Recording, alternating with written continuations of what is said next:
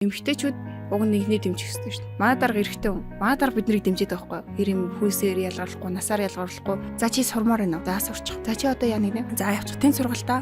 За тэн тэмцээн уралтаа. За орчих. Ажлаа чи. Дууцсан цагт ирээрээ. Надад тулгарч байгаа асуудлыг харах юм бол үе ялгаа бол гарахгүй байгаа надад. Жинзи миллениал айлч парти тийм үү.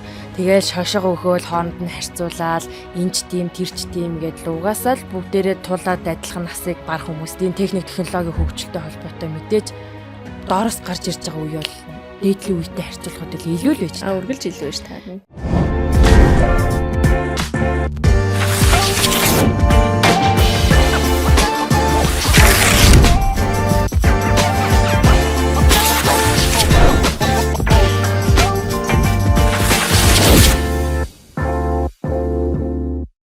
За, октодтой энэ өдрийн мэндийг хүргэе. Өдрийн мэнд. За, миний урилгыг хүлээж авч Юбанд подкастэнд мань хүрэлцэн ирсэнд маш их баярлалаа. Манай үзэгчдэд өөрийгөө танилцуулаарай октодоо. За, намайг Цэлмэг Наран гэдэг. Би энэ жил Монголын залуучуудын холбооны тэргүүнээр сонгогдсон байгаа. Ерөнхийдөө нийгмийн чиглэлээр активист, маш идэвхтэй оролцдог. Хувийн мэргэжлийн хувьд бол эмч, багш, эрх зүйч мэргэжилтэй байна. Одоо эрх зүйчээр сурж байгаа тийм. Одоо төгсгий. Цэлмэг Нарангийн хувьд сая Монголын залуучуудын холбооны дэд ерөнхийлөгчөөр сонгогдсон учраас бас би өнөөдөр хоёроо уурсан. Нэг нь дэд ерөнхийлөгчөөр сонгогдсон, нөгөөх нь ингээд хяналтын зөвлөлд сонгогдоод явж байгаа залуу эмэгтэйчүүдээ бүжин өөрийгөө танилцуулаарай. За намайг Бүжин гэдэг. Жинзи үеийн төлөөлөл. За тэгээд хүмүүлийн олон улсын ярилцааг төгссөн. За тэгээд өмнө аймагт ажиллаж амьдардаг. Тэгээд сая болсон үнсий залуучдын зөвлөлийн хурлаар хяналтын зөвлөлийн гишүүнээр сонгогдсон. За тэгээд Монголын залуучдын зөвлөлийн залуучуудын холбооны дэргэдэх эмэгтэйчүүдийн зөвлөлийг анх үүсгэн байгуулагдсан цагаас нь хойш одоо хүртэл зөвлөлтөд ажиллаа явж байгаа тийм хүн байна. Одоо 3 дахь жилдээ зөвлөлт байгаа тий. 3 дахь жилдээ тий. Тэгээд одоо Юбанд подкаст дээр Монголын залуучдын холбооны эмэгтэйчүүдийн зөвлөлтөйгээ хамтраад бид ерхэд нэг 10 дугаар ярий. Тэгээд тэрэн дээр ингээл нэмийн асуудал ч гэнэ үү. Одоо залуучдын дуу хоолойг хүргэх эмэгтэйчүүдийн дуу хоолой болъё гэд явж байгаа. Тэгэхээр та хоёрын маань мэрэгжил сонголт за тэгээд цаашлаа сайн залуучдын холбоон дээр те удирдах албан тушаал дээр ингээ орж ирж байгаад нь бол би жишээ нь өөрөө залууны хувьд эмэгтэйний хувьд айгу тийм хаппи байгаа. Тэгээд ер нь нийгмийн ажлыг яагаад хийх болсон түүхээсээ хуваалцсан шин. Яагаад гэвэл яг энэ наснд ингээ хамгийн идэвхтэй байдаг үед дээр бид нар нийгмийн харилцаанд ороод тий яг энэ волонтеринж гэдэг юм уу нийгмийн ажлуудад оролцож явах хэрэгтэй гэж би боддгийн. Тэгээд ер нь яагаад ийм нийгэм чигсээ ажил руу оролцох болсон тэр түүхээсээ хуваалцаж. Анх бол нийгмийн идэвхтэй хүн гэж ямар хүн байдсан болоо гэж бодож явдаг гэсэн. Тэгээд 15 настайдаа гадагшаага тэтгэлэг авахт маань хэрэгтэйгээд нийгмийн ажил хийж явж байгаа тэрэндээ дууралцсан гэх юм уу. Тэгээ хүн чинь 3 жилээс илүү хугацаанд хийсэн юм чи өөрийнхөө дадал зуршил болчтой юм шүү дээ. Одоо миний хувьд бол өдөр болгон хийдэг, байнга боддог, зүгээр ингээд сайн дурын ажил, нийгэм чиглэсэн ажил хийхгүй бол тайван амарч чадхаа болсон. Амьдралын яг нэг хэсэг болцсон байгаа.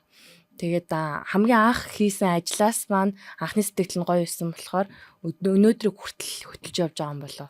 Тэгээд энэ одоо юм хийснээрээ хүмүүст өгснөөрөө баярлдаг, тэрнээсээ кайф авдаг хүмүүсийг би хувьдаа л нөгөө гэрлийн дайчд гэж нэрлэдэг аах.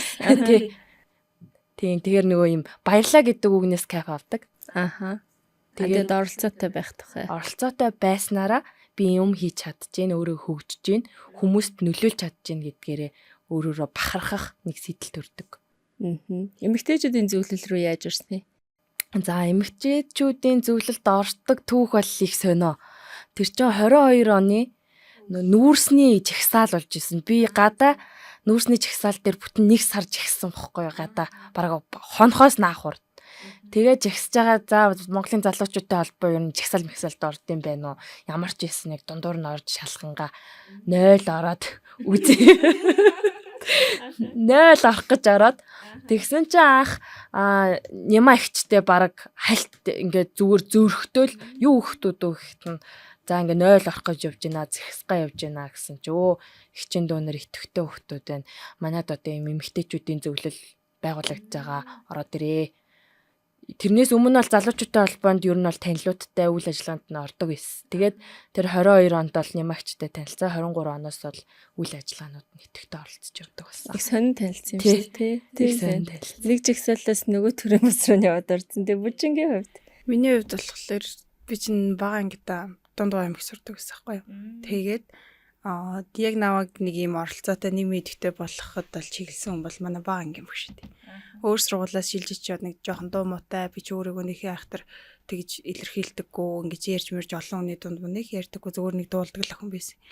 Тэгээд яг бага ангийн багш дээр очиод шилжиж чад өвөө мэдрээ амьдрах гад шилжиж очисны дараа болол нэг юм болсон чинь би яг цэцэрлэгтээ нэг удаа нэг юм хөтлж исэн юм билээ. Тэгээд тэгээ байжсэн чинь манай тэр шилжиж очсон ангийн багш маань яг нэг урлагийн өслийг зарлагддаг штэ. Тэгсэн шууд ирснэ. За бүжиг хөтлөнө хөтлөгчөр гээд.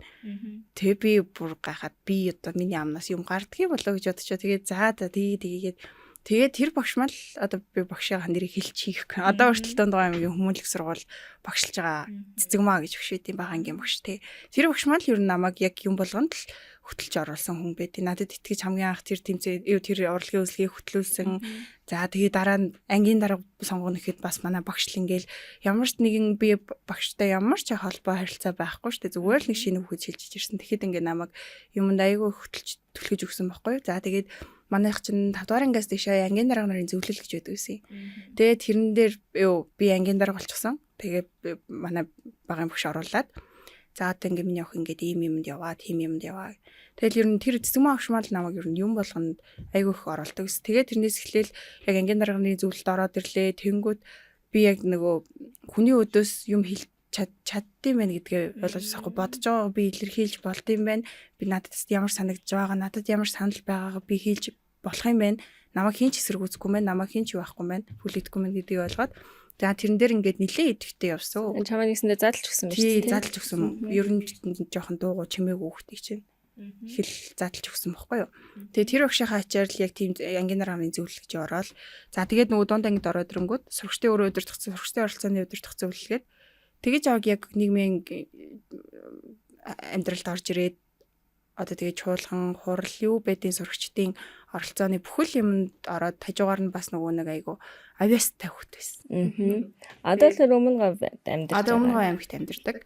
Өмнө гав аймагта нэг орон нутгийн өмчт газар HR бичиг хэрэг ажилдаг. Тэгээд яг өмнө гавт амьдрий гэж бодоод очсноос нэг яг нөгөө Улаанбаатарын стресс ер нь төвчрэл би ер нь амар тийм өөрөө чөлөөтэй байх туртай байхгүй юу. Нэг газар хүлээх амар дургу юмыг хүлээх ерөөсөө дургу. Тэгээд Улаанбаатарт бол ажил амжуулах гэж хэцүү. Тэгэл ер нь хэцүү шүү дээ. Одоо нөгөө би чинь ахлах сургууль болохоор соёл урлагийн сургуулийн харьяа Бадмаргийн ахлах сургуулийг төгссөн. Хотод уу? Тий. Тэгээ яг тэндээ сурахад нөгөө амар төвөгтэй санагддаг гэсэн төвчрэл тэгэл хол зай. Ерөөсөө өдөр гэртээ хараад буцаад ирнэ гэсэн ойлголт ерөөсөө байдаг болохоор тэгээд өдрийн өмнө ингээд нэг цаг алдсан тийм мэдрэмжтэй байдаг гэсэн. Тэгээ тийм болохоор за окей. Ерөөсөө өмнө тамдрыг гэхэд ерөөсөө дургуцаагүй. Тэгээл очингууд одоо манай аймагт чинь ажил айгүй хурдан амжина. Өдрийн хэдэл бол хэдэн ажил амжуулна.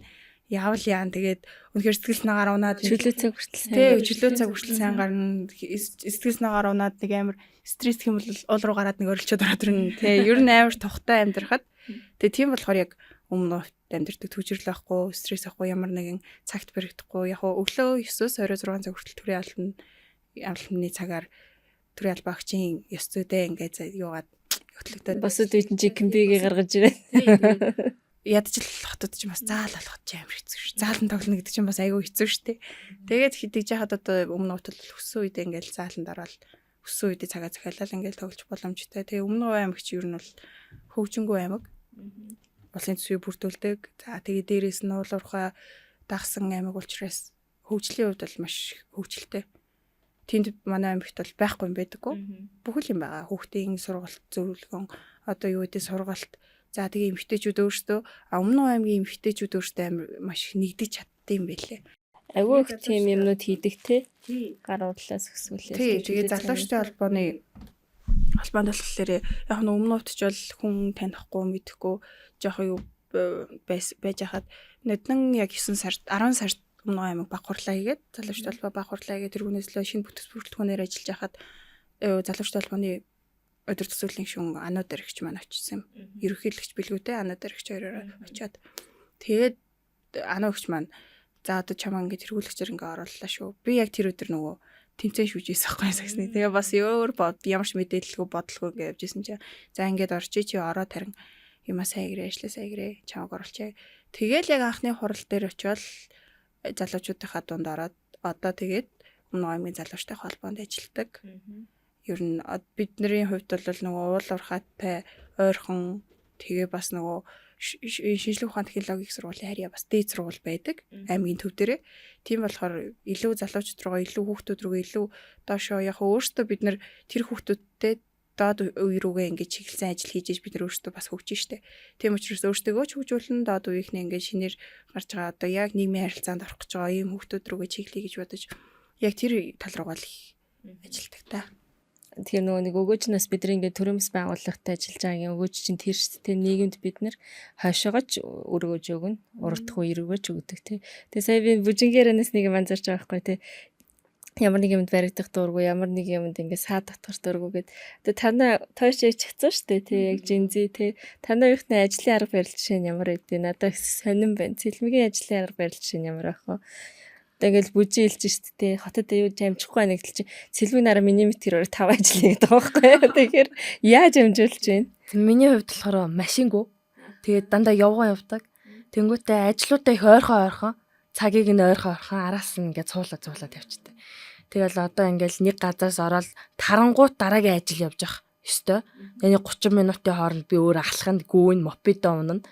Яг тэгж явж байгаа болохоор олон ажил хийх амжуулаад байгаа. Тэгээ миний хувийн ажлын хувьд бол угаасаа зохицох боломжтой ажил болохоор тэгж байгаа. Харин нөгөө цагаар ажиллаж байгаа хүмүүсийн хувьд бол яг өглөө гараад орой орж ирэх байдлаар явна штэ. Тэгээ хувь хүний онцлог нь юу вэ тий? Миний онцлог болохоор би нэг дор олон ажлыг нөгөө мультитаск байдлаар тэгээ цагийнхаа менежмент их зүх юм. Тэр нь гэхдээ манай ажлынханд яг ингээ суугаад ажиллаж байгаа full time хүмүүст бол таалагддаг.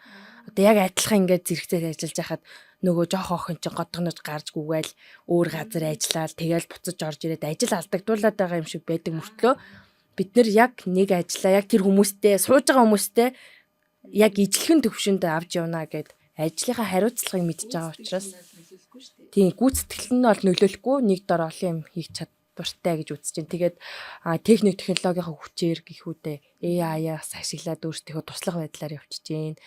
Тэгээд яаж зохицож ажиллахаар байна. Яаж уян хатаа ажиллаж чад болохоор байна. Тэгээд дан ажлын байран дээр зүгээр ажиллаа хийхээс гадна надад ямар үр өгөөчтэй. Яаж ажиллавал намайг хөгжүүлж чадах юм гэдэг тэр үр өгөөж нь илүү хардаг болсон. Тэгэл одоо нэг газраас уучаал ямар ч хөгсөлт хөгжилт байхгүй. Яг л нэг хийдэг юм аяга циклд орчих юм бол стресстэй дундаг байхгүй. Тэгэл өөр юм лөө хайгаал за одоо өөр ажилд ордог ч юм уу гэсэн бодлоо. Нэг бол нэг ажил хайгаад явчих юм шүү тий. Тэгээд жоохон яг хөө ажил дээр үг одоо нөгөө удирдлагын зүгээс жингтэг гэсэн шаардлагууд байна л та. Хэрвээ миний зүв байх юм бол би тэрийг хүлээн зөвшөөрнө. Миний буруу байх юм бол хүлээн зөвшөөрнө. Хэрвээ буруу юм хийгээг байх чи загнаад ах юм бол за эсэргээрээ жоохон бас өөрийгөө хамгаалах байдлаар ажиллаа. Тий. Тэр нөгөө нэг би яг ингээд одоо чинь миний нэвтрүүлэгт орж байгаа хамгийн анхны генерашнуудад тойролж байгаа байхгүй юу? Дандаа л ингээд нөгөө 80-аад оныхын 90-аад оныхын ерөнхийдөө дандаа ингээд ярилцж идэг.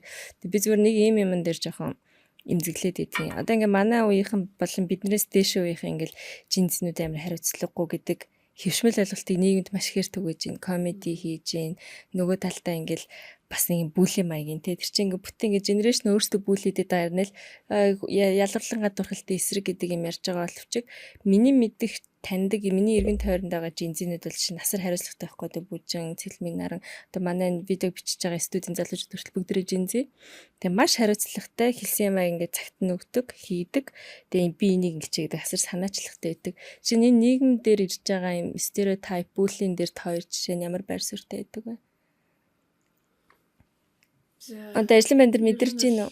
Мэдэрнэ. Би ч одоо төгснөөсөө хойш одоо 3 дахь ажилдаа ажиллаж байгаа. 3 дахь албан байгууллагатай ажиллаж байгаа. Тэгээд хамгийн ер нь яг одоо ингээд хүний хүмүүжил юунаас гадна ер нь бол хамгийн чухал юм бол удирдлага бас их чухал юм билээ. За тэгэнгүүт яг хуу залуучуудад дэмжиж нэг ингээд юу ачиж чаднаа, залуучуудад дэмжиж нэг ингээд аваад явчих чаднаа гэж ярьж болно л доо. Гэхдээ яг цагаад болохоор манай дарга бол юу байхгүй юу? Жинзи биш мэлээ. Бүр дэшээ. Манай дарга 1960 оны хүн байдیں۔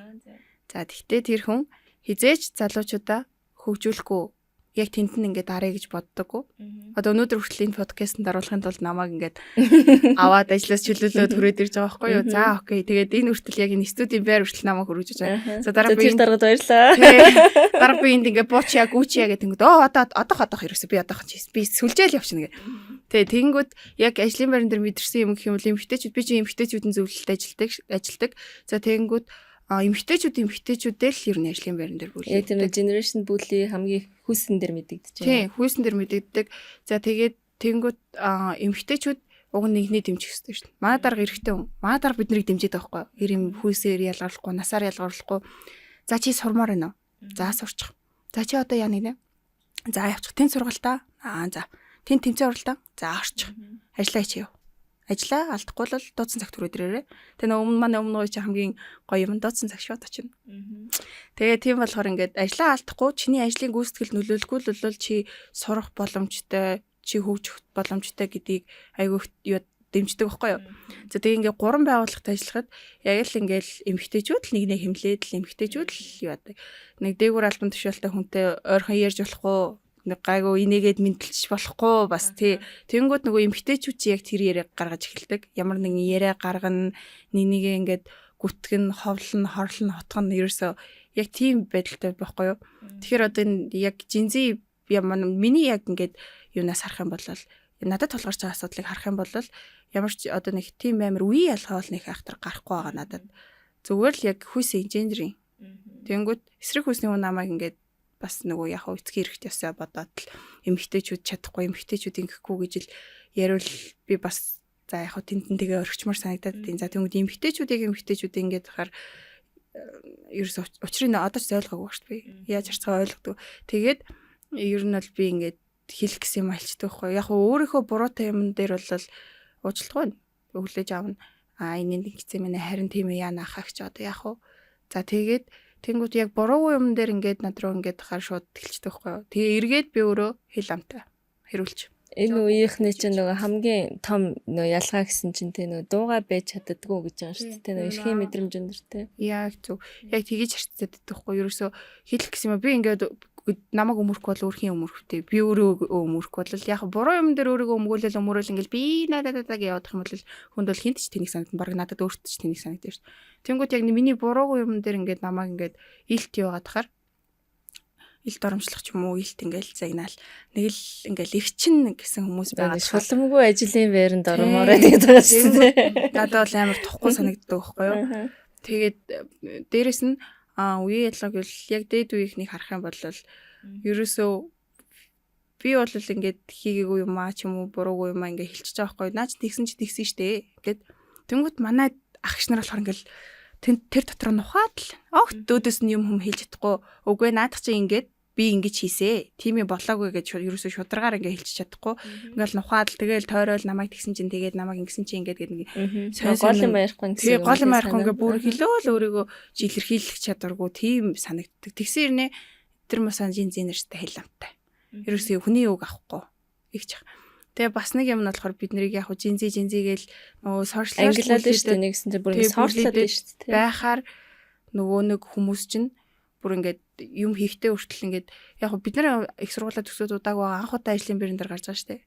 Тэнгүүд би тэр байгууллагт өчнөө насаараа ажиллаагүй. Тэр байгууллагт насаараа ажилласан хүний хажууд би бол миний хийж байгаа ажил зүгээр нэрээ өөртөө хүүхчийг санагдаж штэ. Тэгж яхад мэд эн чинь ингэч тийм аа. Энийг ингэж хийдгийн, тэрийг ингэж тийм аа гэд ингээд тайлбарлаад өгдөггүй штэ ерөөсөө. Өө чи ямар хатархтай юм бэ? Тэгэл өөрөө хийгээчтэй.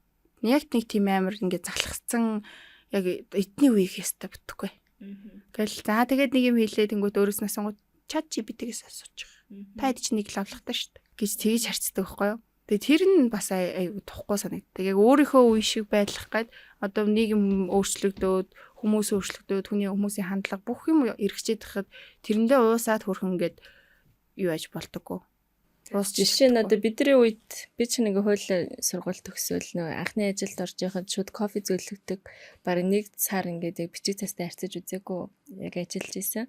Тэгэхээр тэр үе шиг гэтээ заавал байх албагүй үсттэй тий. Одоо чинь цэлмэг юу гэж бодож байна? Үеийн ялгаа болон тий чинь чамд ингээд ажлын байр дээр мэдрэгдэж байгаа. Одоо нөгөө техник технологийн хөгжилтэй хүүхдүүдийн өсөлт бойжилт тэр оюун ухааны түвшинтэй холбогдуулаад тэгээд ийм шошго өгöd байгаа штэ. Жинзи, миллениал, Айл паач гэдэг юм уу. Тэгэл шошго өгөөл хооронд нь харьцуулаад энч тийм тэрч тийм гээд тэгээд дахин яг бодлын өргөөсгөл юм бол угаасаа л бүгдээрээ тулаад адилхан насыг одоо барах хүмүүстэй. Тэгээд энэ техник технологийн хөгжилтэй холбоотой мэдээж доороос гарч ирж байгаа үе бол дээдлийн үетэй харьцуулахад илүү л байж та. Үргэлж илүү байж та. Тэгэхээр угаасаа үе хоорондын зөрчилтөн үүсээд байгаа. Тэрийгэ давн туулахтаа жоохон буруу одоо байдлаар нэг шошго өгөөл энэ ингэдэг тэр тэгдэг гэхээсээ илүү ойлголцлын төвшөнд ажиллах хэрэгтэй юм болов. Яг ингээд бидний үе биш мөртлөө 90 он 80 70 хэдэн оны ах ихчнэ байгаа. Бид нэр жоохон мөртлөө яг тэдний үе шиг сэтгэдэг хүүхдүүд байгаа. Тэгэхээр яг ингээд үе хооронд гэхээс илүү хүний үдсэн туулсан л яг тухайн үнийг тодорхойлдог баг. Дээрс мад хүмүүжил нөлөөлөх байх тий. Гэр бүлийн хүмүүжил одоо нийгмийн орчин маш нөлөөлөх олон факторууд байгаа штэ. Тэгэхээр дан одоо энэ тэргээд чичлээд байхаас илүү бугасаа л бүгдээр ингээл насыг туулахаас хойш хамтар сайхан ажиллацгаая л гэж хэлмээр. Би болохоор яаж ч юм тэгж бодоод идэг. Тэр насыг уг нь бол дайрч явж байгаа нь биш. Үжээ дайраад өнгөрцөн туулцсан хүн нь илүү одоо хүлээцтэй тий. Тэрийг ойлгодог байх хэрэгтэй гэж бодоод би бол одоо нөөрэс доош дүүнертэй тий хүүхдийн гоёхын төртөл амир юм хүлээцтэй хандхыг хичээдэг л дээ. Тэгээ ингээ заримдаа үнэхээр болохгүй байна гэдэг юм комментуудаас ингээл ирээлээдгийн. Одоо чинь цэлмэг дээр одоо хуулийн сурвалж сурж байгаа шүү дээ тий. Ичнэгээр сурж байгаа. Сэдв дипломын сэдв жишээ нь юу хамгаалж байгаа вэ? Дипломын сэдв. Би зөвхөн одоо миний эрүүл мэндийн дипломын сэдв болохоор хүүхдийн захим хэрэглээд хүүхдийн тарих болон сэтгхүү хөгжил нөлөөлөх. Тэгэхээр миний одоо ичнэгээр ерөнхий зүгээр тойм гаргасан сэдв болохоор одоо энэ захим бүлий. Энэ дээр хэрэгжих хууль зүйн орчин ямар байгаа вэ? Тэгээ энийг хамааралтай болгож аль талаас нь барьж явах нь зүг болов гэж. Нэг нь нийгмийн эрүүл мэндийн талаас нь нөгөөх нь яг цэвэр хууль зүйн талаас тий. Тэгэд яг ингээд сошиал орчин дээр одоо баригдаж байгаа ямар хууль дүрэн байгаа, эрх зүйн орчин ямар байгаа, энэ дээр ямар хэрэгжилтэй нь гэдгийг судлаа явж байгаа. Ер нь ингээд хань харахаар ямар шүү вэ? Ер нь бүрхэгдээ. Тий. Би одоо эрүүл мэнд дээр судалгаа хийж аваад гацна. Одоо мэдээж хүний төвлөрөх хугацаа ингээд скролцоор агаад буурсан байгаа. Тэгээ харилцааны ур чадвар буурж байгаа. Харилцаатайгаа холбоотой бас уншиж төвлөрөх чадвар, нийгмийн харилцаанд орох чадварууд буурсан. Тэгэл нийгмийн одоо харилцаанд орох гол сошиал харангуйтаа бүгдээрээ яг мэддэг ухаантай хүн шиг ингээл комментууд бичнэ. Яг үүндээ бол өөрөө мэдгүй байгаа хүн л илүү их бичдэг юм байна. Тэгээд хүнийг ингэж гадуурхан, доромжлон, дайрна. Одоо сая 10 жилийн хүүхдүүд дээрээс гарлаа штэ. Янз бүрийн бичлэг сошиал тавьж хахад тэрэн дээр ямар хуулийн хэрэгжил тавьж ийн гэхээр сошиал дээр тавигддаг хуулийг бас илүү чанга болох шаардлагатай л гэж хараад байна. Аха. Би бол одоо жишээ нь нэг иймэрхүү бодоод байна л та. Жишээ нь нэг хин нэгэн комедийн те гарч ирээд нэг үеийг ингээд бүтэн сошиал дээр тэр чин хэдий комеди гэж байгаа боловч бүл юм байхгүй яа. Тэгвэл нэг үеийг харах үнцгийг нийгэм даяар нь өөрчилж байгаа нь маш юм гонигтай. Тэ надад бол тэр аюу тийм эмзэг сэдв санагддаг. Жишээ нь манай үеийнхнийг одоо 70-аад оныхын тиймэрхүү юмараа зөксөж байгаа юм бол нийтээр нь ингэж хүмүүс муухай хардаг шүү дээ. Тэр тийм юм бас байхгүй болоосоо гэж би бол хувьдаа аюу хүстэй. Тэгээд та хоёроос бас ингэ сонсоод иж хадаас тэр бодлыг баг ингэ баттгаж байгаа юм шиг юм болж байгаа байхгүй. Тэгээ одоо ер нь цаашдаа юу хийхээр төлөвлөж гин та хоёрын маань хийхээр зорж байгаа ажлууд бас бүртээ юу вэ? Бүжин жишээний төлөвлөж гин аймагт одоо жишээ нь зөвлөл одоо залуучтай холбооч гэдэг юм уу чийгсэн юу хийхээр төлөвлөж гин. За саяны хэлснээр манай аймгийнхан ч ер нь бол доош 10 жилийн хүүхдүүд рүүгээ ерөнхий боловсролын сурагчид руугаа хичээлний за одоо л яг эх 7 хоногт бидний мэдих уурхай гэд үйл ажиллагаа болох юм. Тэрэн дээр болохоор яг уурхайн нөхцөл байдалтай сурагчтайгаа авч танилцуулна. За тиймд болохоор үнэхээр нөгөө мэрэгжил сонголтоо ингээд би уурхаад ажиллана гэсэн ингээд хийчихсэн ч юм уу эсвэл эргэлзээтэй байгаа сурагчид тийш очиж одоо зарим нэг нь олоогүй юм олж мэдэх байлгүй, зарим нэг нь одоо заа үнэхээр шийдэх байлгүй, зарим нь за энэ чинь миний салбар биш юм аа ч гэдэг юм уу тэрийг олж авах байх гэж үзэн. За хамгийн сүүлийн яг зангаагүй бидний яг залуу холбооны уулзалтын үеэр бол саксны тэмцээн дээр яг л нөгөө бидэдийн үе ч гэсэн дээшээ ч гэсэн байсан юм байдгийн билээ. Доод үеийн үнэхээр мундаг ингээд энд хүртэл Улаанбаатар хотод ирээд эсвэл ингээд хааж үдийн ингээд Азийн аврам орохт ингээд явчихсан ийм хүүхдүүд угаасаа мундаг хүүхдүүд байгаа бэлтгэл дээр тоглолтноос нь л харагдаж байгаа. Тэгэхэд эсрэг сургуулийн өөрсдөөс нь ахал байх юм бол ерөөс ингээд тоглолтоо гаргаж чадахгүй. Тэгэхээр эн чинь биш тэг ерөөс ингээд яг сошиал яг сэлмэг нарангийн сэдвүүдэрч гарч байгаа юм шиг хүмүүс ингээд сошиалаар арай хитрхи ингээд цацаал ингээд нэг юм ингээд нэг жоохон хар бараа юм байна л та. Тэрийн шийрлэгийг болчих л доо. Тийм үстэй. Заавал тэрийг ингэж сэвээд улам дэвэргээд хүн болгонд мэдэгдүүлээд тэгээд тэндээс чинь ойлгоод ямар муухай юм бэ нэг гэж ойлгож авах хүүхдэж байгаа. За тэгээд нэг нөгөө нэстэй суур хүмүүжил юунаасаач болдгийн хувийн талаасаа. Гэтэ дийлэнх нь болтойгож хандрана л та. Тийм ингэж болд юм байна. Ингүүл өстой гоё юм байна ч гэдэг юм уу. Тэгэж ойлгодог хүүхдүүдэд. Тэгээ яг саксны тэмцээнээр харахад бол дээд үеийнхаа дээд ангийнхаа хүүхдүүдтэй бол тоглож чадахгүй лээ. Ингээ улаан цам зодуулаад яваад ижиж тоглохгүй яг шүүгчийг хараагүй цохогч юм уу ямар нэгэн байдлыг тэгээд тэгэнгүүт сүүлд нь манай найзын дүү тоглосон байхгүй юу? Чи яагаад тоглохгүй байгаа юм бэ? Хэлээч гэдгсэн өгч. Ах нар тожигдохгүй болохгүй ш. Дараа нь зодуулна. Ингээ тийм ярьж байгаа байхгүй юу? Тэгээ яг сүүлийн залуучуудын холбоогоор бид нэг зангаагүй уулзлыгээ зүгээрчлөөд ингээ юм яриа сууж яхад бидний яг одоо яг хэдүүлээ ингээд хийх ёстой яг л гол юм маань хүүхдүүдийн харилцаа хандлагыг өөрчлөе. Зөв байх гэдгийг л ойлгуулъя. Бусдаар одоо энэ ах нарын дээшээ доошоо байсан одоо ч байгаа ийм сонио хандлагуудыг болцгоё. Зүгээр хүүхэд болгон яг тэг эргэжтэйгш миний дүү одоо тэр хүүхдээс сүүл төрснөрөө ямар ч өөрийгөө хааж болохгүй байхгүй юу. Тийм учраас тэр яг тийм ажил руу чиглэе гэж хоорондоо ярьцгаасан. Тэгээд тэднийг явахын тулд бид нар өөрсдөө амар манлайлж явах хэрэгтэй. Бид нар өөрсдөө харилцаа хандлагатай анхаарах хэрэгтэй. Бид нар өөрсдөө нэгэнтэйгээ зүйтэй манай зөвлөл дотор манай холбоо дотор бол өмнө үеийн залуучууд холбооны хүн бол яг тийм ах ихч гэсэн яг тийм нөгөө нэг юу шаарддаг захирдаг тийм юу бол байдаг. Нэг тийм амар тийм дигмиг бол байхгүй. Яг хуу тэргүүнээрээ гişүүдэрээ тэргүүлэгчээрээ удир зах зөвлөлөөрөө яг бусдаар бол яг ингээл ахын дөө тэрийг хичээн дөө тэг гэсэн тийм юм ерөөсөө байдаггүй. Манай тэргүүн хүртэл ингээд бид нартай айгуу дундаа ороод ингээд найзлаад биднээс ах штэ. Тийм бас өөрчлөгдөж байгаа гэдэг чинь бас харагдаж байгаа шүү дээ. Ер нь бол холбооноос ч гэсэн айгуу харагдаж байгаа. Тийм холбооны тэргүүнийг сонгохдоо ч гэсэн би бас тэгж бодсон байх гэж үзсэн шүү дээ. Харилцаа хандлагыг харж иж тэр хүнийг ингээд нэг тийм яг л нөгөө ах нар шиг биш байх гэсэн үднээс сонгосон байх. Тэгэд ер нь бидний ингээд жинзээ гэл ингээд жинзээгийн хамгийн муухай өстой хорвоогийн хог шаарнаа төрсэн юм шиг л ингэж харцдаг. Гэтэ ер нь бол яг манай дээд үе өөрсдийнх нь бүтээсэн нэг юм байхгүй юу? Яг өөрсдийнх нь бүтээсэн байхгүй юу? Тэгэхээр дээд үеийнх нь ингээ харахаар ажлын байран дээр таалагдахгүй байсан ч те бас үр дагавар нь мөн таалагдчихвэл үр дүн нь мөн шүү дээ ер нь.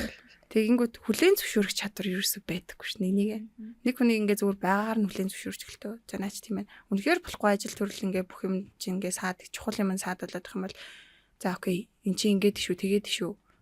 Энийгээ болоорой гэд зүгээр л хэлэхгүй. Нүүр тулаад хэлэх тухай асуудал шүү. Хэлж чадахгүй тэгсэр нь ингээл тойрол бүрийг хэлвэл ингээл явдаг. Тэгэхээр ингээд бүтэн үе чинь яаж өөрчлөгдөх үү доошоо ч гэсэн. Гэтэ манай яг жинзэгээс доошоо за бид нар муу ажиллана гэдэг шиг одоо альфа үеийнхэн бас айгу мундаг болж байгаа шүү дээ. Зам тавьж өгөхөөр манай ах гis нар чинь ингээд зам тавьж өгнөө гарцаар гарахгүй. За ишиг да одоо энэ тэнд дайруулчих гээл зам тавиал өнгөд уцаар яриад л ингээл айгу удаа. Яг яах гайд байгаа мэдгүй зураг мургаач авч явах шиг одоо юу ч болоод байгаа. Тэр зам дээр юм болмоор байхгүй юу. Тэгэнгүүт одоо яг альфа үеийнхэн одоо хүүхдүүд сурагч жоох хүүхдүүд штэ. Зам тавьж өнгөд баярлаа гэж бүгдээрээ зам гарахтаа ингэж гараа өргөдөг те өндрийг ингэж гаргаж ирэх хэрэгтэй гэдгийг сайн ойлгоцсон тий. Тийм юмнаас ингэж харангууд үе нь өөрчлөгдөөд доод үе нь яг хөө бид нэр дутагдaltaй яг хөө тийм хариуцлага өөртөөхөөрөө ийм чанарууд байгаа л та. Гэтэ яг тэр нь хүн болгонд адилгүй. Тийм. Тэнгүүд бүл нийгэм даяараа тэр бүх хүүхдэд бүх хүн нэг тийм хүнтэй таарсныгаа магадгүй тэгж яриад нь штэ тий. Тийм. Тэгэхээр манай доод үеийн ч гэсэн ер нь айгу мундаг болж байгаа штэ. Бол нь яг сайхнаар харах юм бол дааж манай агч нар сайхнаар харж чаддгүй л дээ. Юмны ажиллах өөг нь л харна. Харын л болж харна. Аюу гой хүн дуулаад бичлэгээ хийж яхад шүтч ямар муухай бэ? Яг тэгтэй. Өмсөн хөв зарай бишээ. Миний бүр YouTube-ийн доор би бүр тийм коммент харсан шүү дээ. Үхсэн гайхуулаад чи хөгшөө авгаалсан шүү дээ. Нэг түн тэгэж хэлсэн шүү дээ. Надад тэр гэхдээ тийм муухай санагдаагүй. Зүгээр бас ийм хүмүүстэй өрчлөрснэс тэр байна даа. Одоо байгаад байгаа байхгүй юу? Нэнийг өглөө зөвшөөрч чадахгүй. Тэгэхээр чин одоо би тийм хүнээс яаж үг авах юм? Тийм биз дээ. Өөрөө үлгэрлээд өөрөө ингээд айгу мундаг байгаад өөрөө эргэн тойрондоо ингээд гой гэрэлгийгээ цэцэрлээд ах юм бол би тэр хүнийг хүлээж авна штэ. Нөх хэний дуурайхыг хүртэл бид нар өөрсдөө сонгож авах шүү дээ. Миний одоо би сүүлийн хэлцээ сурдаг байхад ер нь бол яг урлаг хатуу гэл дийдэг штэ. Дээд үеийнх нь ер нь бол ах чигш хүндлэн дуудана.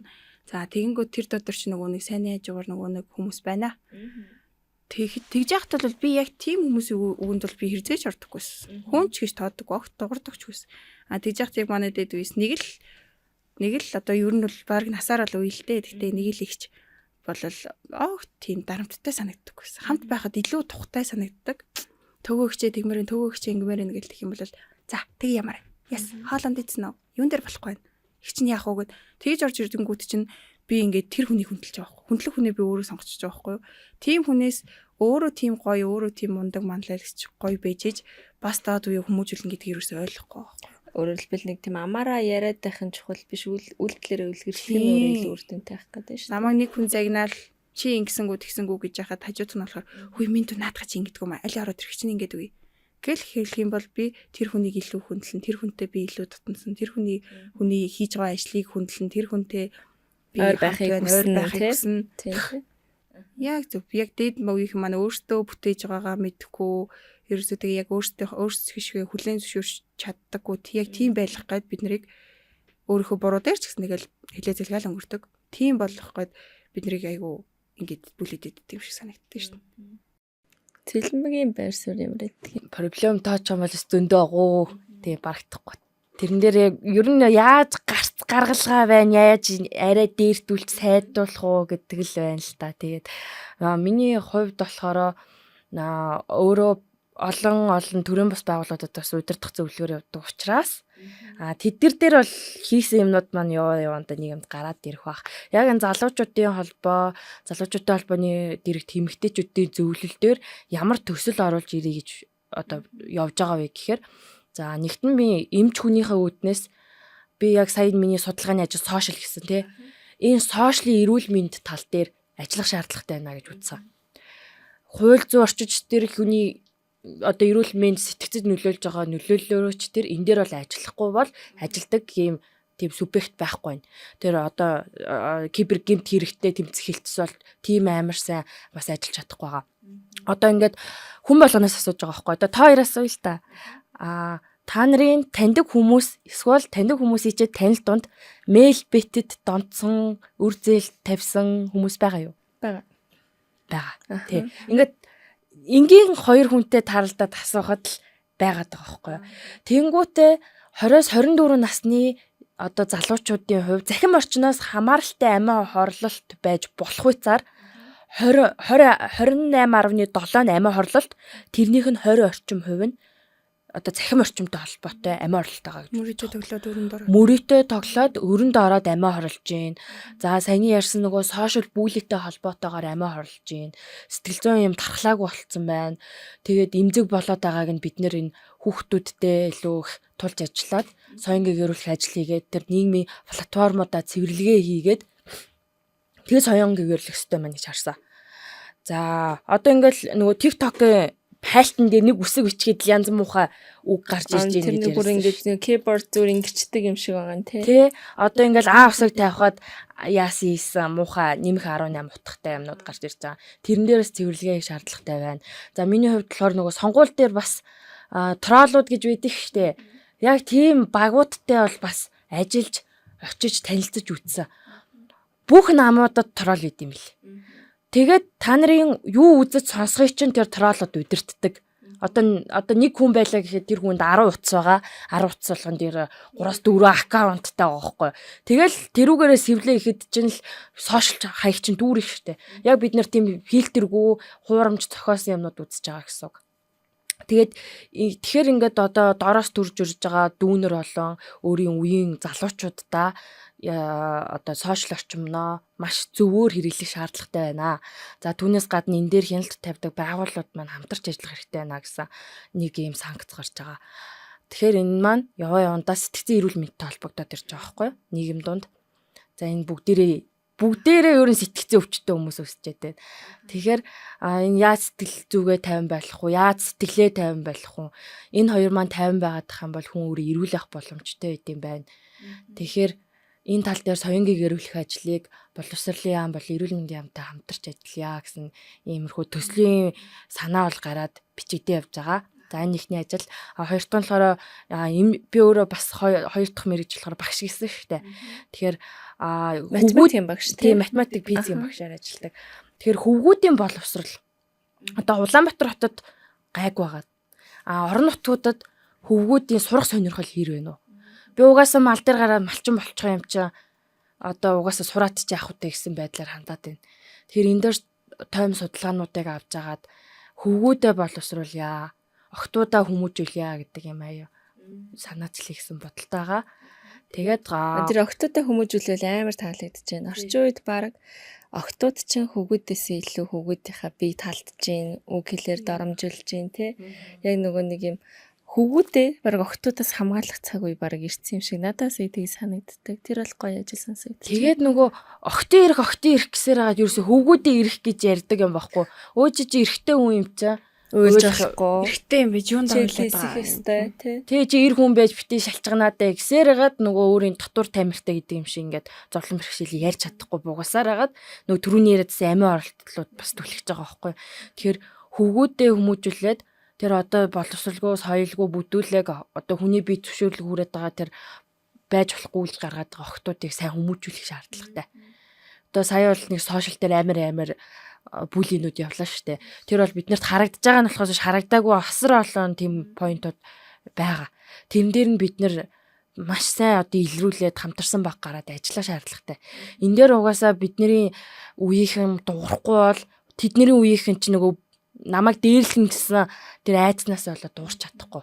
Дээрээс нь сошиал 50 шүү гэж аяг сөрдүүлт юм байна шүү дээ энэ үгдэж байгаа одоо тийм. Тэгэхээр ах эгчнэрийн хувьд болохоор яг тэр үеэс холтцоо яг уу жоохон айцтайгаа мөртлөө 1-2 үг хэлээл дуусах бах. Тэр энэ дээр бол манай үеийнхэн бол дөрвтэй ажиллах хэрэгтэй гэж үзэж байна. Тэгээ одоо тэгэхээр энэ хоёр ажил байгаа. Гурав дахь ажил нь болохоор Монголын залуучуудын холбооны дэрэгт эмэгтэйчүүдийн зөвлөл гэж байгаа штэ. Энэ зөвлөлтөөгөө хамтраад гол одоо ингээд хүүхэд хамгаалаад залуучуудын хөгжлөөр ажилдаг маш олон төрлийн бас байгууллагууд байдаг.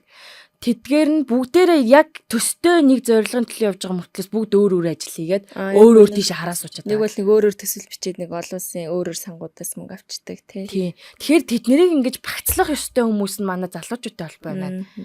Одоо би жишээлбэл зүгээр л нэг эмпати сургалтын төв гэж нээсэн төрөмс байгууллага байлаа гэхэд ерөөсөө тэднийг нэгтгэж чадахгүй шүү дээ. Тэгэхээр энэ Монголын гэдэг үгний доор энэ олон нэг зорилготой залуучуудыг цуглуулах ажил хамтарч ажиллах ажил хий гэсэн бодолтой. Яг үндэсний залуучуудын нэг цорын ганц байгуулагч өөрөө эмзэхээ өөрөө яваад байгаа шүү дээ. Би ч бас яг тэр үнцгийг харж ил эмэгтэйчүүдийн зөвлөлд ороод одоос ингээд яг эмзэхээ дотор өөрийнхөө мэддэг чаддаг зүйлсээ зориулаад явж байгаа ч гэсэн бидний зорилго бол ижлэх шүү дээ. Дандаа өөрөөсөө урагшаа гэхээс илүү дандаа хойд үеийнхаа хүүхдүүдэд залуучуудад нэг тийм бие бэрхшээл амссан бэрхшээлээ дүүнэртээ амсуулахыг хүсдэггүйтэл адилхан тэр сэтгхүүл бидрүүд адилхан байна л та. Би саний цэлмгийн ярансны санацаа 2017 онд л нэг Blue Whale гээд тоглоом юм шиг чат юм шиг нэг сонирм хүүхдүүдийн нэг сошиал орчин дэлгэрээд тэрнээс үүдэлтэй миний санджаар нэг 12-оос 15 насны хөвгүүд амар хэм оролцсон байсан.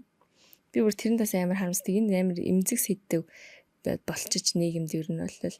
Тэгээ одоо чинь тэрийг ингээд танин мэддэг чиглэлд хоёр жишээ дүүнэртэй ямар зөвлөгөө өгөх вэ? Хин нэг ингээд чам руу чатаар орж ирээд ч юм уу те. Бид нарт бол харцангуй дархлаа тогтцсон байгаа байхгүй юу? Танин штэ те fake account ч юм уу эсвэл нэг тийм жоохон pressure үзүүлж байгаа юмнууд бол бид нар бол танин.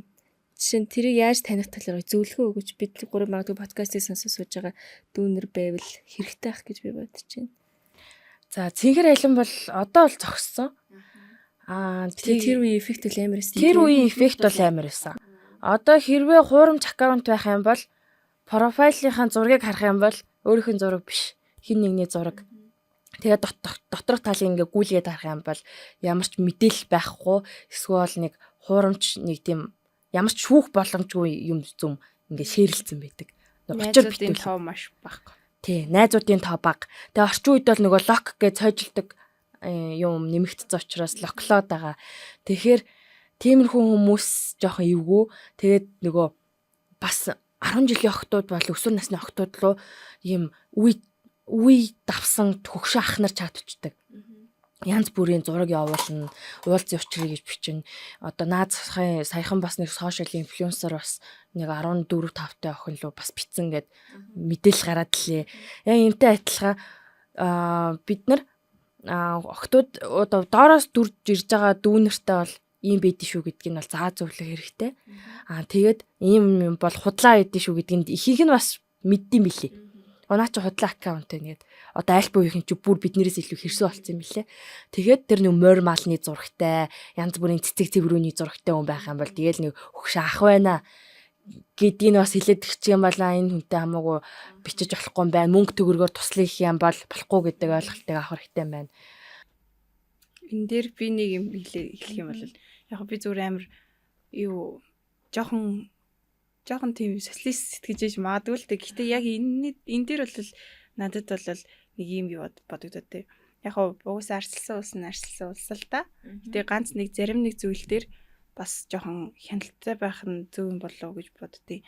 Тэгэхэд юу сошиал дээр угсаа насны хязгаар байх хэвээр ямар насны хүүхэд ямар юу ашиглаж болох уу, ямар мэдээлэл үзэж болох уу гэд тэрийг нэг хяндаг болвол надад их зүгээр санагддаг. Одоо ер нь бол 15 настай, 12 настай хүүхдүүд жирэмсүүлж төрж ийн гэхээр тэр чинь бол айгу утгагүй зүйл байхгүй хүүхэд наснда тоглоо байж явах хэвээр ном уншаа сууж явах хэвээр хүн чинь ингээд арай тиймэрхүү юм яриа явж байна. Бүр амьдрал аваа явж байна гэхээр хүүхдийнхаа мөнгийг авдаг, өөрөө бас хүүхдийн мөнгө авдаг. Ийм амьдрал бас байгаад байхгүй. Тэнгүүд тэдний яг юу вэ гэхээр нэгдүгээр цэцгийн хараа хяналтгүй байдал, хоёрдугаарт сошиал одоо энэ асар их нэг чат юунууд. Яг ямар зорилготой мэддэхгүй тий. Харилцаа хүртэл амар аврах болсон юм. Тий, ямар зорилготой мэддэхгүй юм байгаад байхгүй юу. За тэгээ дээрэс нь бас л ах иш нар руу орноо би ерөөсөө. Ер нь юм болгонд л ах иш нар руу орох гэдэг. Яагаад тэгэхээр 12 настай хүүхд жирэмслээд байгаа. 13 настай хүүхд жирэмслээд байгаа. Эн чин цэвэр эцэг их юм буруу байхгүй юу. Тэр хүн яг одоо нэг одоо эдийн засгийн энэ хүчирхийлэлд өртснөөс бусад бусад хүчирхийллээс бусад шүү манайхаа. Тэнгүүд зүгээр хүчирхийлэлэр биш одоо яг өөрсдийнхөө саналаар хүслээр ч юм ингээд төрдөг ийм хүмүүстэд юу яаж байгаа. Тэгэхээр нөгөө хитрхи их ажил гэж яваад ажил мөнгө өөр зээл одоо юу гэдэг байр машин гэж гүгээд нөгөө үйл хайхрах хүчирхийлэл гэдэг тиймэрхүү юм байгаад байхгүй. За тэгээд одоо тэр айхтар төрж байгаа бүтээлж байгаа хүмүүсийг харахаар дандаа гэртээ ганцаараа ч үт юм уу те. Тэгээ ганцаараа байр түрээсэлдэг ч юм уу, ганцаараа гэртээ үлдчихдэг, аав ээж нь гадагшаа дутгшгүй шийдэж ингээд яваад өгдөг. Тийм хүмүүс байхгүй. Тэнгүүд мөнгө олоод одоо юмар дутаахгүй байгаагаа айгүйх одоо тгий загиндаг штэ. Би чамайг тижээж байна. Би чамайг юугаарч дутаахгүй. Чиний төлөө би оройд чиний хүчин чи ийм болсон. Ингээд загиндаг байхгүй. Тэнгүүд тэр чин болохоор өөртөө сүулдэ ингээд цаашлаад ирэхээр амар муу үр дагавруудтай. За үйл хайхраад ингээд яваад хаар чин хүүхд байхаа болчоод байна. Хитрхи их ачаа өрчээд байна. За нөгөө тал нь болохоор хитрхи их бас би чамайг тэнгэж гин, би чамайг ингэж гин гэхэр хүүхэд сүулдэ өөрөө амар тийм дарамттай амьдарч байдаг. Өөртөө ингээд амар дарамт хураачдаг. Би надаас л одоо ээж ингээл явж байгаа. Би надаас л ингээд би ингэхгүй болохгүй, би тэхгүй болохгүй гэд айгүй нөгөө нэг мэрэгжил сонголт дээрээ ч алдд юм уу те. Чи миний хийгээгүү хийх ёстой ч гэдэг юм уу. Тийм утгаар айгүй хүүхдүүд ингээ мэржил сонголтоо жаалтаж ийн, амьдралаа жаалтаж ийн, ер нь бүх юмаа ингээд юу өгөөгээд байгаа болохоор эцэгчүүд өөртөө бас нэг жоохон хараа хяналттай байвал одоо яг эрхчлөө гэл бүх юмыг сул тавьцал байна л да. Хараа хяналтаас гадна бас хариуцлага юм байна. Тийм, жоохон ч гэсэн бас хяналттай байх хэрэгтэй юм уу? Зүгээр юу ачих л та. Өсвөр насны хүүхдүүдийнхээ утсан дээр нэг аппликейшнуудаа локлчих л таа. Тийм үстэй. Юу янз бүрийн сайтууд одоо өөр насанд тохироогүй юмнуудыг локлж болно шүү дээ. Тэр чинь ганцхан аппликейшн татаад л болох юу асуудал байхгүй. Тийм байхад тэрийн ч огт тоогоогүй хэрнээ чи өстө тэглээ инглээ чи өстө ямар юм адуурээс яс хийсэн гэдэг ингээ ороод ирдэг байхгүй. Тэгэхээр цэвэр эцэгчүүд өөрсдөө ч гэсэн охтуудаа хайрлаж хамгаалаад хүүгүүдээ ч гэсэн хайрлаад охтууд нь хүмүүжил төлөвшлэн ингээд юу агаад ирэх юм бол зөв болоод охтууд нь охтуучгээ зүүлэн болоод ирэх юм л эмхтэй хүн гэдэг утгаа мэдрээд эхлэх юм бол хөвгөө ч гэсэн дагаад нэг тэр амиа оролт бол гайгүй болно гэж бодчих. Ерөөсөө их усүр нь яг хариуцлагатай, жоохон хяналттай үйл хайхрах хүчрхийл гэдэг юмыг ерөөсөө огт байхгүй болгож. Тэр нэг хаалганы цаана эцэг их гэ байж байгаа бол тэр нь жоохон хариуцлагатай байх. Тийм, яг л гаргаал өгчдөг.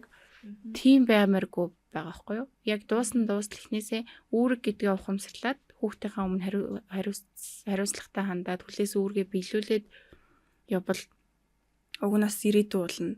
Гайгүй шүү дээ. Одоо яг альфа үеийнхэн ингээ харж байхад бол нэг англи хэл мэдгүй хүүхд бол цөөхөн баг мэдгүй цөөхөн шүү дээ. Дурын жуулчин ирээл юм асуухад бол чөлөөтэй ингээл яриа л. Тийм бишүүрхэн гэдэгс ойлголт болсон тий. Хүн амьтнаас ингээд хүний өдөөс юм хэлж чадахгүй гэсэн байхгүй. Тэгэхээр ингээд доод үеэ ингэж бүлийдэж амар юу ахыг төрөнд барилгүйгээр өөртөө жоохон хичээгээд өөртөө жоохон ингээд ирэх юм бол доод үе чинь илүү гоё мундаг тийм мэдлэгтэй, боловсралтай, чөлөөтэй, нээлттэй тиймэрхүү хүмүүс гарч ирж байгаа шүү гэж хэлмээр үү. Одоо манай залуучууд ч гэсэн өмнө үеийн залуучууд яг нөгөө 10 жилийнхаа л хүмүүс рүү чиглэе гэж аягүй хөтж байгаа. Тэгээд харьцангуй нөгөө өмнө аймгийн залуучууд ч болохоор нөгөө нэг хөгжиж байгаа аймаг учраас залуу бизнес эрхлэгч олонтой өнөөдөр хүртэл бизнес эрхэлдэг залуучуудын юу боллоо, ивент боллоо. За тэнгууд бизнес эрхлэгч олонтой. Тэгээд дээрэс нь өмнө өвчин амьдрахад таатай аймгаар ер нь бол дийлэх хувийн эзэлж байгаа байхгүй юу? Дээгүүрт орж байгаа. Тийм учраас өмнө үеийг чиглэж хотоос ч юм уу очдог хүмүүс айгүй олон, гадны хүн их олон. Тэгээ өмнө үе нэг юм харахад бол хүмүүс нь ер нь нэг гадны хүнийг тэгж нэг уурхаа өгсөн угаасаа ингээ орж хардаг болоод ч тэр нэг хайхтар тэгж гадны хүн орон нутгийн фактороос гайгүй юу? Тий гайгүй. Тэнгүүт ингээд хүн ингээл орон нутгийн удирдлага нь ч байна уу юу ч байна ингээ би энд ингээд ийм хийгсэн тийм хийгсэн нэг төсөл бариад ороход үгүйгээ араар нэг өөр ч юм оруулчих ч юм уу. Тийм юм бол харцангуй гайгүй. Тийм учраас залуучууд айгүйх идэвхтэй. Тэгээд эмэгтэйчүүд бас их идэвхтэй. Хоорондоо өөрсдөө нэг бүлэг үүсгэж болно. За яг Монголын эмэгтэйчүүдийн зөвлөлийн бас холбооны бас юу салбар холбоо бас байдаг. Тэр нь маш идэвхтэй. Ер нь бидэд яг хуу залуучууд бол өмнө үеийн залуучууд бол өөрсдөө ингээ хөлөө олчихсон. Юу өөрийнхөө хаана яах ихээ олцоход байгаа байхгүй юу? Тэгээд одоо бид нар болохоор яг л бидний яг чиглэж байгаа нас бол яг өсвөр нас. Өсвөр насныхаа л хүүхдүүдийг нэг жоохон хүмүүжлтэй, төлөвшөлтэй, мэдлэг боловсралтай, мэдлэг чамд хэрэгтэй шүү, боловсрал чухал шүү, хувь хүний бас хүмүүжил чухал шүү гэдгийг юм ойлгуулсан тийм ажлаар л хий гэж ярьцгаасан байгаа. За тэг эхнээсээ ер нь тэгэл дохой өдөр мөдөрч байдаг юм уу? Одоо манайханд бол тийм бэлгийн боловсрал муу байгаа шүү дээ. Тэнгүүд тэрийг хинээс чи санаа зовлохгүйгээр ингэдэй шүү, тэгдэй шүү гэдгийг ингээд яг тэр хүүхдүүд рүүгээ л чиглэе гэж бодож байгаа. Аймагт чинь одоо хүүхдүүд нь л эхлээл ерөөсөө хандлага харилцаа бүх юм ингээ өөрчлөгдөөл өөртөө хөгжүүлээд ирэх юм бол тагаад одоо юмыг ингээ эвдэрснийхэн дараа эвлүүлэх биш те, эвдэрхээс өмнө яг нэг юм бэхжүүлээд тэрийг цааш нь авч явах тухай асуудал бид нар тийм манай албаныхан бол яг өмнө үеийнхэн бол яг тгийж л чиглэж байгаа 10 жилийн хүүхдүүдээ л хэдүүлээ өөрчлөлөө 10 жилийнхнаагаа л одоо манай аймгийн юунуудыг фейж мэжийг ухаад үзэх юм бол хүүхдүүдийг яг өөрсдийнх нь санаачилж өөрсдийнх нь хийсэн аюу олон контентууд ингээл ном уншаал сууж хахад манай саад маданд хаяа харагддаг штэ. Ном уншаал сууж байгаа хүүхдүүд олон байдیں۔ Номын сандаас их аюу хүүхдүүд олон байдیں۔ Тэгээ сургалтын төвүүд юм өөргөө хөгжүүлэх боломжтой газрууд аюу олон. Тэр нь ер нь өсвөр насныхаа их идэвхтэй. Одоо ингээл өмнө аймгийн лиг болж байгаа байхгүй юу. Тэгэхэд 10 жилийн хүүхдүүд ингээ хэд хэдэн багт ингээ хуваагдсан томчуудтайгаа нийлээд тэгэл ингээл өөрсдөө аюу хөгжүүлдэг. Тэрийн л нэг жоохон эвдчихгүй, тэрийн л нэг жоохон дэмжээд өсгөөд төвшүүлээ явуулсан гэж л яг тийшээл чиглэсэн ажил хийн гэж бид нар бол бодоод байгаа. Би болохоор Монголын залуучуудын нэрхт эмэгтэйчүүдийн зөвлөлийнхөө салбарыг бол Өмнө аймагт байгуулаарай гэсэн чиглэл өгсөн байгаа л да. Эмзэг хийгээд дэрэгдэх гээд. Тэгээ тэрийг бас ойрын үед одоо аялал зугаалгаа үе эхэлчихсэн болохоор нэг намраас тэрийгээ бас жоохон базаад явна гэсэн бодолтой байгаа. Надаас ингээ хүмүүс явах асуудаг байхгүй. Нэг л залуучуудын холбоо ч шиг наа чи цүнхэн баригчдын байгуулагчтай энэ төр гэл те.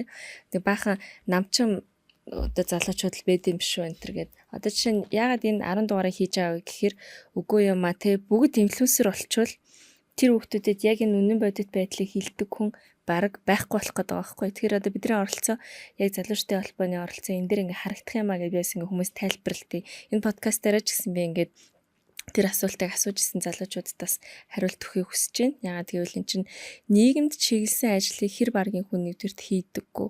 Тэнд цаг ордог, мөнгө ордог, тэ хүн мэдсэн сурснаа зориулдаг.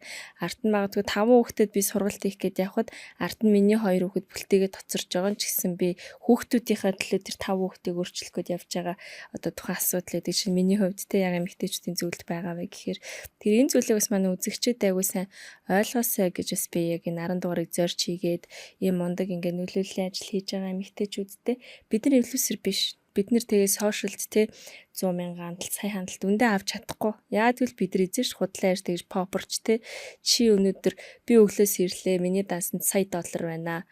Энэ сар би 100 саяын борлуулалт хийлээ гэдэг юм бид нар жишээ нь ярихгүй. Яагад гэвэл тэр ямар хортойг бид нар араас нь судлаад те тогтоогоод яваад тэр алдаа рискүүдийг засгаад явж идэг болохоор би бас энэ залуучтай холбоонд ажиллаж залуучуудаараа маш их бахархдаг шүү.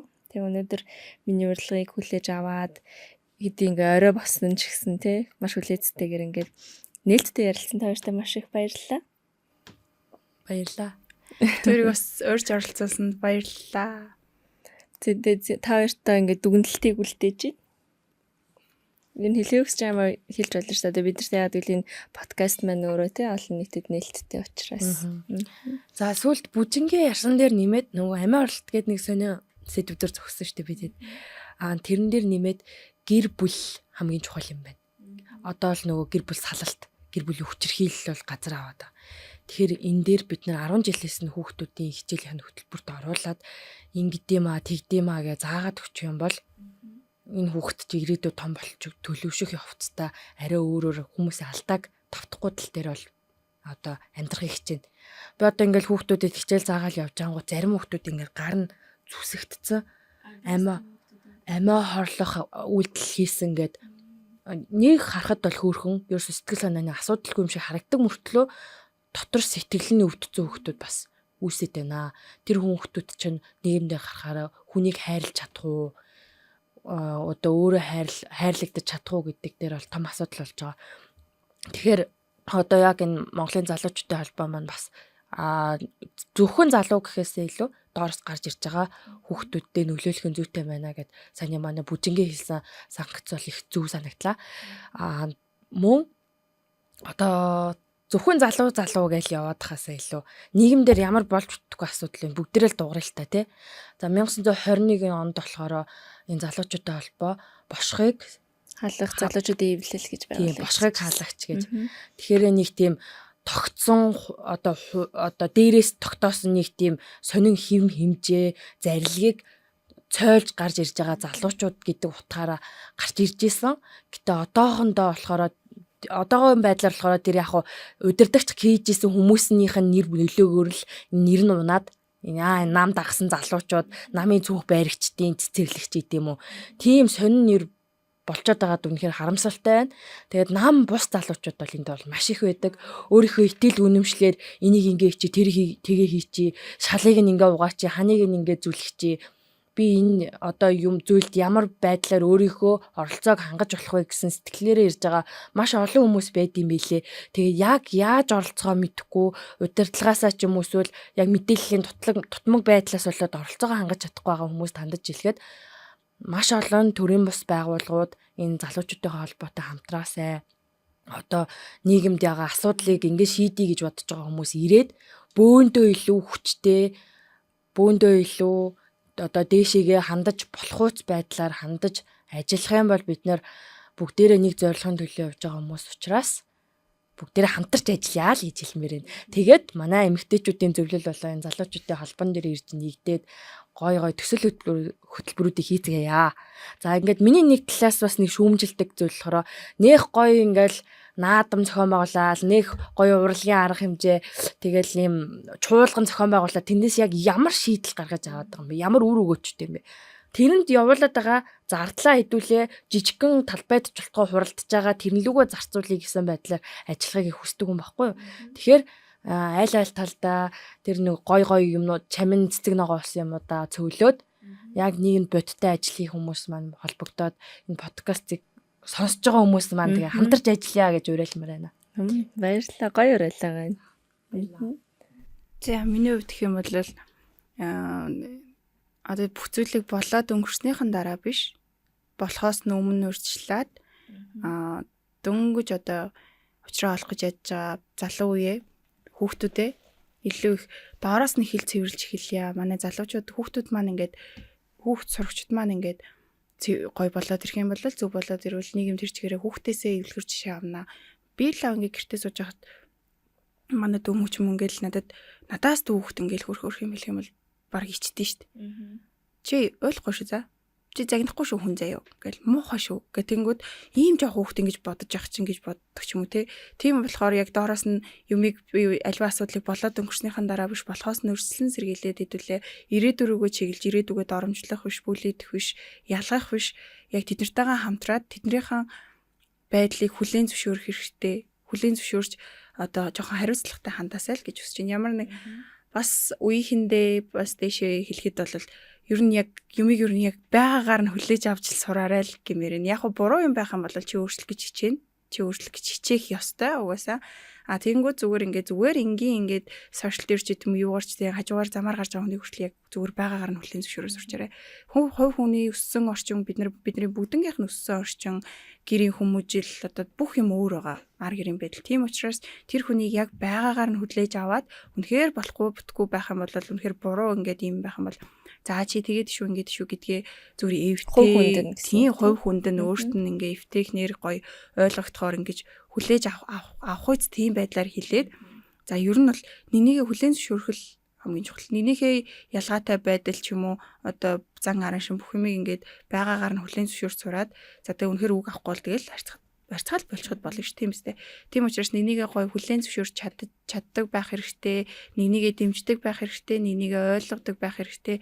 Нэг хүн ингээд санаа сэтгэлээр унцсан явж явах юм бол хөөе чи яасан гэл асуухад ерөөсөө хинээс ч юу ч дэмждэггүй маа гэхэд гайхахгүй байх л хэвээр яаж магадгүй нөгөө талтай тийм болохоор ерөөсөө нэнийгээ хүлээн зөвшөөрч сураарай л гэж хэлмээр нь. Хүлээн зөвшөөрч сурах юм бол нэг жинзи альфагийн ялгаа гараад байхгүй шүү. Тэгээ яг нэг хэдлээ яг л хүн болсных тэгэл бүгдээрээ л адилхан л нэг л зорилготой ер нь адилхан л бүх хүн өөр аран шинтэй ч гэсэн ер нь бидний хийж байгаа зүйл бүгд л адилхан учраас нэгнийхээ байгаагаар нь хүлээн зөвшөөрч сураарай л гэж хэлмээр. Баярлалаа. Маш гоё уриалга байна. Тэгээ би бас өнөөдөр яриг үсэг үр дүнтэй яриа болсон гэж бодож байна. Тэгээ урилгыг минь хүлээн авч хүрэлцэн ирсэн баяртай маш их баярлалаа. Урьсан баярлаа. Баярлалаа. За баярлалаа.